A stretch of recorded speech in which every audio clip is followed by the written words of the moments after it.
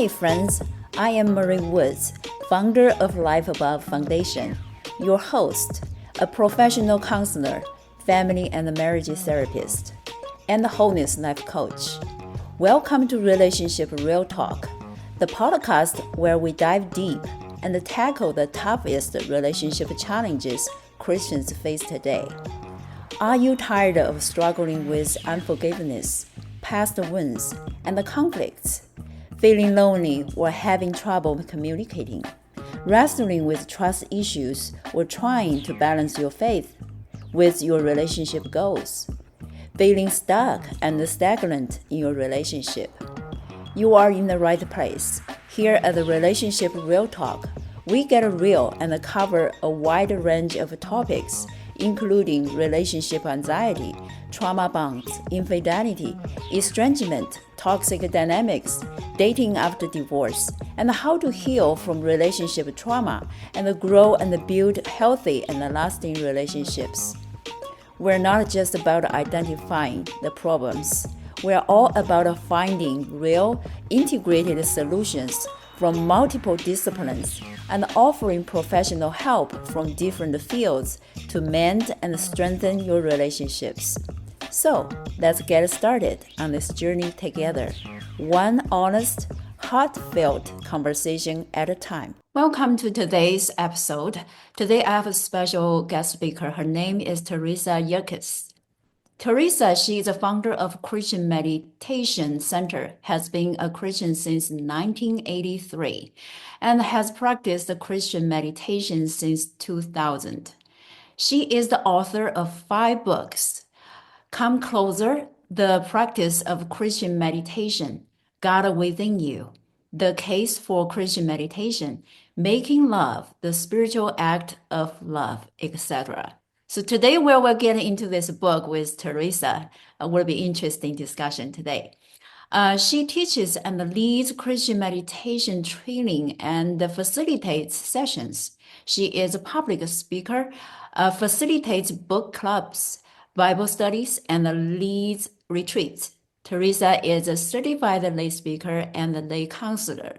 She brings nearly 40 years of her own personal discovery, along with highly specialized spiritual direction training provided by the Shalem Institute.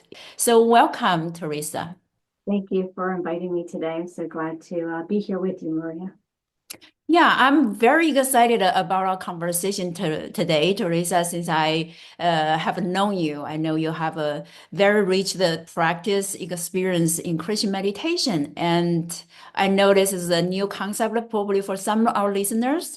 But today I will let Teresa to unfold what is Christian meditation, including your own life experience and your book.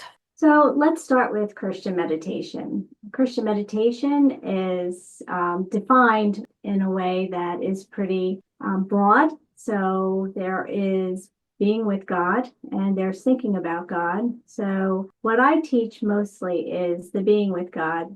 I think our churches are teaching really well on how to think about God through reading the scriptures, engaging in prayer, and also, in services, worship and singing and those types of things. But being with God is not something that's taught as often, where we just spend time with God with no agenda, and we're just resting in his presence. What we're doing is we're bringing our attention into our heart center and just resting there and just being with him and spending time with him.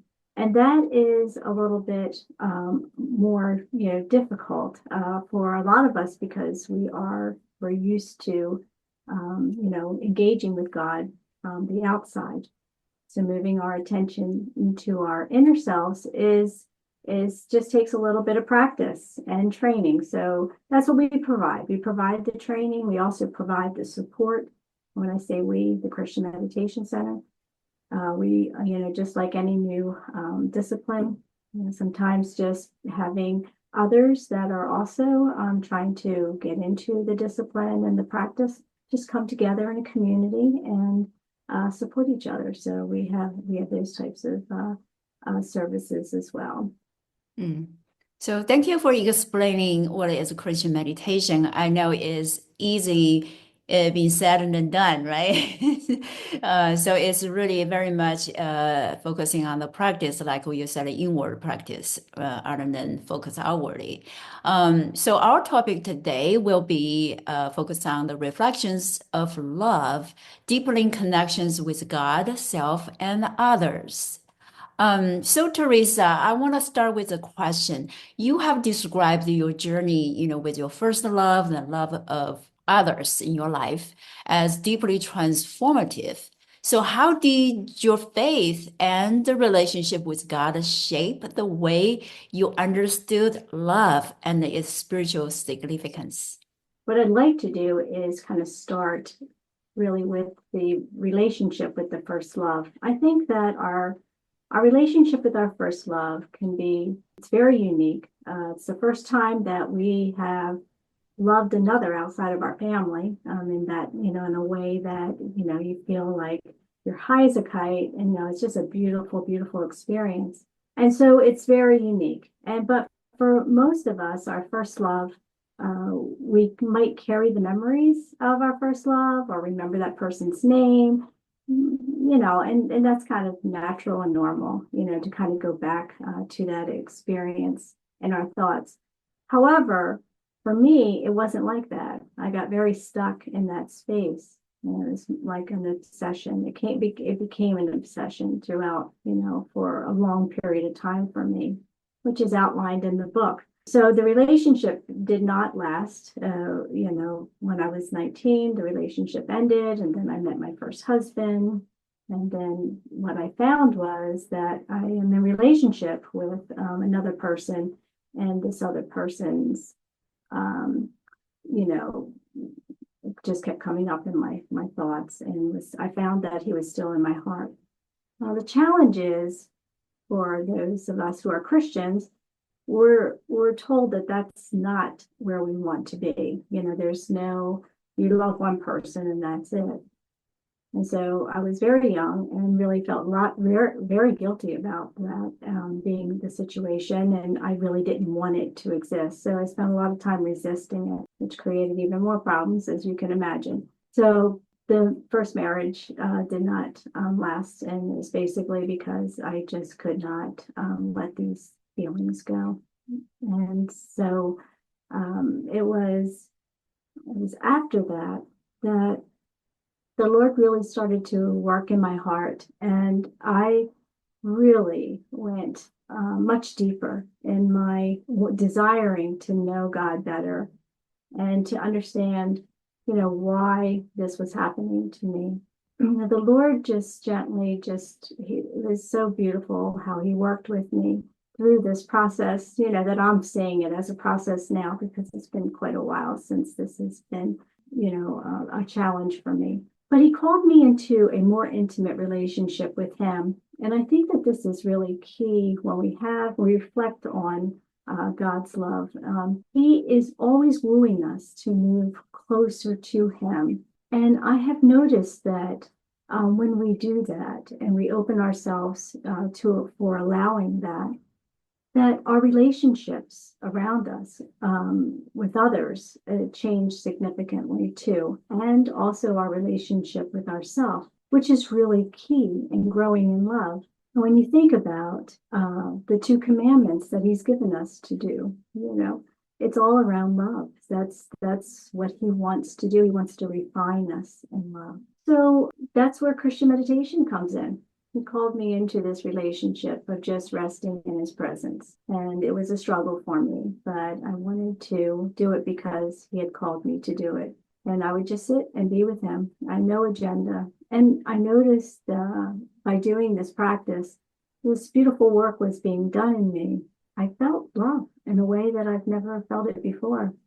And it was moving outward towards others, because I could tell, because people who would normally trigger me or make me a little frustrated or angry, no longer that wasn't the case. I was feeling more compassion for them and understanding. So those were the kind of like the clues that this work was happening within inside of me. And then as time went on, my relationship with my first love, those type of obsessive thoughts started to subside and became far more stable. The emotions became more stable. And I believe it had everything to do with this just resting in God's presence for my life anyway. It finally got to a point where my feelings for my first love became very honoring. I remarried. I remarried with a good conscience. I was no longer having those. There wasn't two people in my heart. It was just one. I was able to love my husband wholeheartedly and yet still hold the love that the first love had brought to me because I had learned so much from it.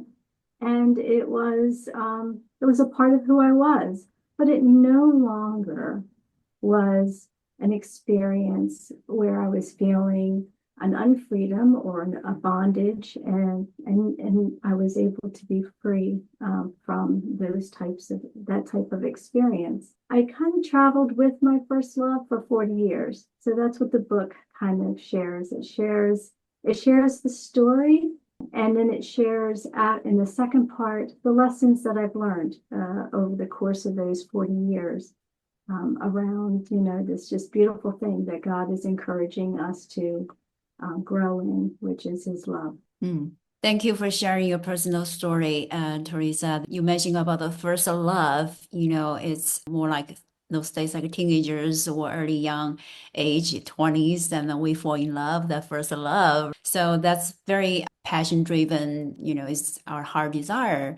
But because of that brokenness that draw you to God, and you learn what it means to you, the love of God, right? That fill your heart back then and help you to realize who you are. And because of that love, then you met your second husband and you were able to love him wholeheartedly, like what you said. That's beautiful. Yeah, I see the love between you, yourself, and others. Particularly, you mentioned about your second husband.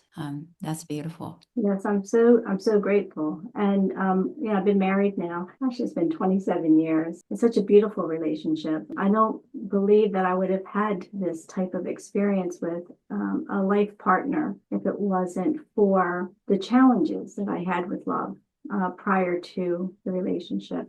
It really has taught me how to move deeper in my relationship with God, which again, it extends that love that he has put in my heart, extend, to myself, but then to others. Yeah. And so I believe that's the call. I agree with you. Like our outward relationships going on in our lives, sometimes those dynamics do drive us back to our relationship with God, right? That's the starting point, and it deepens our understanding of love and his love for us by growing our capacity in God's love, also perfect his love in our hearts. Then we're able to go out love others again. Yes, yeah, and we have a lot of practice because God always sends sometimes some very difficult personalities into our lives, right? And we can look at them as being like you want to turn and run away, or we can look at them as a gift. Maybe there's something in this situation with this person that I need to understand a little bit differently, and then to call on God to help you because it's moving through those difficult situations with love that we grow in love, and they can be beautiful gifts for us if we could give other people sometimes these difficult personalities a chance to see what God would like us to learn from them. That's correct. As a human beings, we are all longing, desiring for love, right? True love. We want to be loved and also have the capacity to love others. And like you mentioned about difficult personalities, and that really takes God's unconditional love to love those people in this situation. So, yeah, thank you for pointing that out. So, in your book, Making Love, the Spiritual Act of Love, I want to ask you what key realizations or moments of self-awareness helped you to grow emotionally, mentally, within the relationship. We're talking about spiritual aspect. So were there any pivotal challenges that redefined your perspective on love? Can you unfold a little bit more for our audience? Yes, I would love to. And that's a beautiful question. Thank you so much for asking it. It's interesting. When God called me to write this book, I had never written a book before. I was honestly, I found it to be a huge challenge for myself, but I'm glad I did it because when I started writing it, there was just so much in the story itself that I hadn't realized until I started penning it. In the epilogue, I actually lay out what the key movements of God were in these relationships. If it's okay, it's not very long. I like to read an excerpt because I think that because Yes. this was my revelation.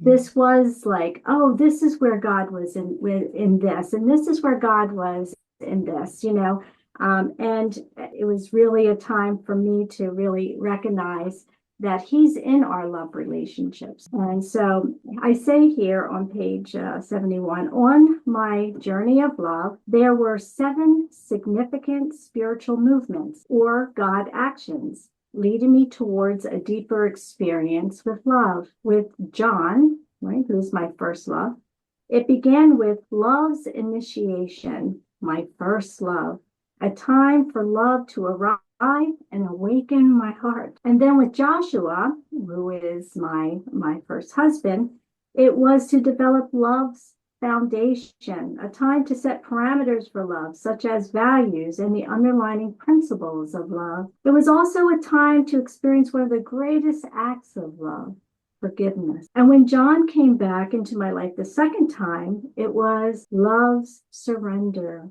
a time to let go of my ideas of love and who I was supposed to spend my life with. And when I met Bill and fell in love, this is my second husband, it was a time for love's regeneration. It was the formation of something new, a rebirth of love. And when John came back into my life the third time, it was for love's reconciliation, a time to heal by understanding the past from a broader perspective. And when John came back the fourth time, it was for love's redemption. It was a time to make the right decision for love's sake, to atone for my past mistake. The relationship with Matthew has been a time for love's consecration. Love's consecration, right? We were brought together to minister to others by supporting them in their spiritual journey. So these are the 4 loves, and these are the key movements of God during this 40 years being in love and loving for different people. So it sounds like we're growing constantly and renewing and changing in God's process of growing us. As you were talking about different people, men have been in and out in your life until you finally met your husband. As I was listening to you, it sounds like your love has been maturing and deepening, through God's love in different relationships. And over time, our love, you mentioned about 4 types of love. The romantic love, and there's unconditional love, of course. And as time goes on, we're maturing. So in the book, I do write about the different types of love, and there is the unconditional love, the agape love that God gives to us. What's interesting to me about agape love and love in general, we all want it. We all want unconditional love, and we all want to be accepted for just who we are right now. Even in our mess, right? We just still want to be accepted, and that's the beautiful thing about the gospel, that we have that from God. But we want that from others, but we have a difficult time extending it to others. And I believe that God's helping us to be more like Jesus by purifying our hearts so that we can do the same, and so that people can feel that from someone else. It's a beautiful thing. And then there's there's the love of family love, right? Within our families, friendships, love within friendship. Yeah, the Bible says mention about brotherly love, agape Brotherly love. love, romantic love, and the family love. Yeah, I mean, I think that there's other teachers that would say there's other types of love. I mean, I've seen lists where there's 9, 12, sometimes 6. So it's good to understand all of those types of love. But I think the most important aspect of love is that, we have it, but there's a different, we each have it with a different quality. So, like if you looked at love on a spectrum. There is the obsessive type of love. Then if you look at it on the other side, it's this unconditional agape love, unconditional and accepting. And then there's all of it in between. And, God is working in us to purify us so that we continue to move up the spectrum so that we're moving from what would be considered a selfish love, right? And moving us into a selfless love. This is the type of love that Jesus extends to us. It's a road. It's a road to travel, to move into that space. So love can be a lot of different things. The quality of the love that we're able to give to others. Mhm. And I'm sure your audience probably has heard this before. You can't give something you don't have yourself, right? We need to go to the source. And I think that's why Christian meditation is so important. It's important for us to renew our mind, which is a form of Christian meditation, renewing our mind, but actually entering into our heart center, which, the scriptures talk about this being the kingdom within us, right? And just resting and being there with God, there is this beautiful relationship that starts to happen. And this love is extended to us, this love that's deeper than what we could actually produce on our own in a consistent way. I mean, we can all, every once in a while, we can give the acceptance and the unconditional love, but to do it on a consistent, in a consistent basis it's a very rare person who's able to do that. But with God, all things are possible. Yes, that's so true. The question started with self-awareness. So I want to carry on a little bit further with you. This podcast is all about a relationship. So when we have a discussion, conversation with different professionals and coaches and therapists from different their fields, talking about relationships, different dynamics, healthy, unhealthy relationships. So for us to grow, healthy relationships, biblical speaking, God gave us a great commandment, right? To love Him with our heart, our soul, our mind, our strength, and also love our neighbor as ourselves. This podcast really is for the purpose to carry out the great commandment God required us to love. And again, this is a huge topic. So you were talking about it's not a selfish love, but also we talk about a self-love. How can we love our neighbor as ourselves? So I want to just touch on this self-love a little bit. What can you differentiate for us? What is self-love compared with selfish love? So a selfless love would it's a love that is more purified towards the other individual. Our thoughts are towards the other person than towards our own needs at the time. So we're extending God's love that's in our heart to another person. So our focus is on the other person and not on ourselves. And you can do that in practice. You can practice that. But when you need to receive that from the source, which is from God. God is the one that is able to purify our hearts so that we have the ability to do that, and on a consistent basis, and we can do it consistently. Yeah, the reason I said that because sometimes people develop a self-loathing and no self-esteem, and people don't feel like they're worthy of love, and but they go out themselves to they can care and love for other people, but they don't care much about themselves. Yeah, So that leads to burnout or sure. resentment. Yes, That's why I yes. asked this question. Yeah. Yes. So our identity is in Christ. and our worthiness comes from him alone. So any other ideas that we might have around ourselves is really coming from a place of self. It's not coming from God, because God has already extended to us as our identity is in Christ. So we are worthy because Christ is within us. So it has nothing to do with us. It has nothing to do with us. Like when I say us, the small t, and Terry or Teresa, it has to do with him, God, extending to others. Sometimes takes time for us to elevate out of a place where we have this self-loathing or feeling like we're not enough. I've lived in that space for a long period of time. I'm a perfectionist in recovery, so you can imagine that's a difficult place to live in. So you never feel like you're getting things right. So there needs to be a shift in the way we're going to think about who we are and what we're brought here to do as Christians. What our purpose is, not and which is the mission is already been laid out for us. Is that it's Christ's life being lived through us. So that shifts everything in how we are to show up every day and extend his love and his grace and his mercy to others. Yes. God's love, his love does purify us and sanctify us, as you mentioned about earlier. Really that renewing process help us to understand who we truly are in him.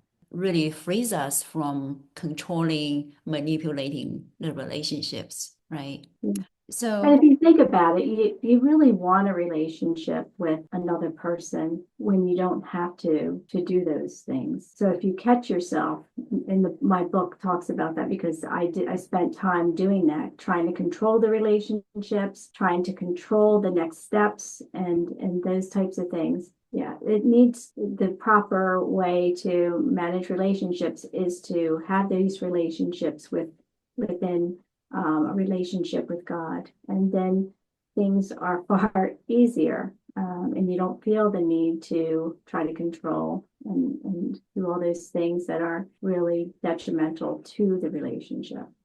Yes. Wow, that's so true. Once we are healed or becoming healthy, then we can be the healthy partner in all kinds of relationships, hopefully, to do the relationship in God's way, right? Yes. And we're okay with that. So being okay with that is the other thing. So a lot of times what we want is we want certain things from others. And when we have that as something that is in us, that we need something from someone else, it's limiting. It's very limiting. And the best advice I could give is to shift out of that, shift out. No, it's really what is best for the other person, or just shift out of it, because it's not going to work out. Eventually it's just not going to work. I spent time in trying to manipulate my relationship with my first love with John. I would lie about situations. I would try to manipulate it in such a way so that I could have it go my way, or the way I thought God wanted it to go. So you can imagine that's some very poor thinking there. Definitely outside of right thinking is the best way I know how to say that. So a lot of times you're in these things and you don't recognize how far off the mark you are until you can look back on it. And I think all of us have had these types of situations where we just needed people to love us a certain way. And we've done embarrassing things, just to be frank with you, just embarrassing things that in our right mind we would never have done, and so.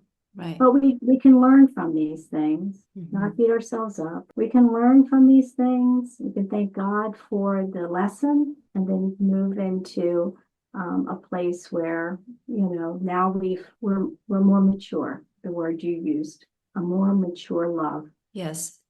So through in and out from the relationships, I would say the place that help us to discover or rediscover who we are, and then we go back to the source of life, like what you said, God. Really, just find ourselves in Him. So from there, we understand who we truly are, made in the image of God, being the image carrier of Christ. So that gave us different purpose and the different, to me, is a life example we can look up to. That's how our life can be shaped and formed. In that way, really, how do relationship is a life lesson for us to learn. We grow and heal from relationships, first and foremost with God, and then ourselves, and then others. So yeah, as our time comes to the end, Teresa, do you have any encouraging words that our listeners they're in different relationships? So what would you like to say to them? Yeah.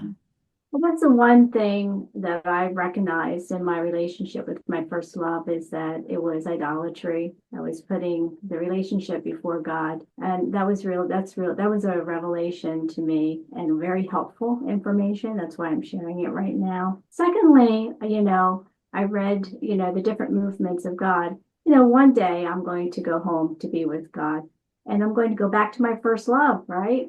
My very first love. So again, that's just putting things in perspective. Our loves that we have here in this lifetime, they are there on purpose for us to gain insights and to help us to understand how to honor and respect each other. Put it in the right perspective, and like what you said, to respect and honor each other. Like God loves us, He accepts us where we are and loves us as who we are.